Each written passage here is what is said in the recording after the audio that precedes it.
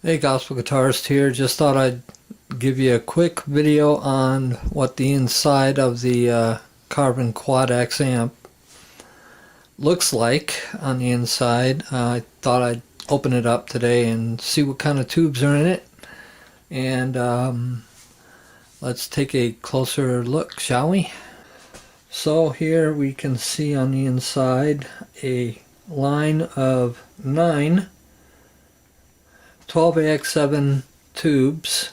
I have pulled them out and already cleaned out the sockets and everything. I've already powered up and played on the unit last night, and I have to this point found absolutely nothing wrong with any components.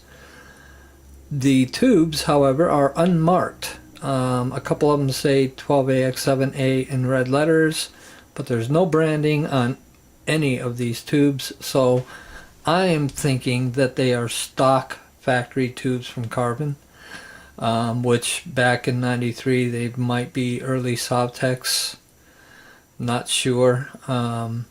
They were also using groove tubes back then, so these could be unmarked groove tubes. I'm not sure about that either. So anybody that has any information on that, go ahead and leave a comment if you have information on these units from that era. But as you can see, there's a lot of stuff to these. As I move in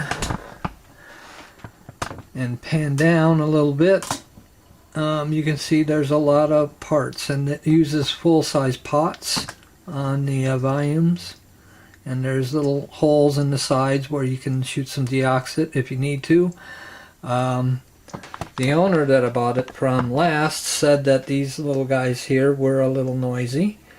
But before I powered it up, I just decided I'd just play with these for a few minutes doing this, and I have not had any crackling noises whatsoever off of any of the pots on the system. So everything works flawless. And if you're wondering what the inside of the Quad X-Amp looks like, we have the power section over here.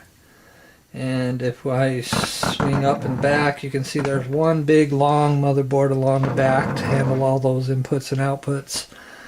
Of course, you have your entire row of tubes, and then you have two motherboards. You've got this top motherboard, and then there's another board underneath it, which is the preamp board that handles all the other knobs. This whole row down here is going to be all full-size pots along the bottom.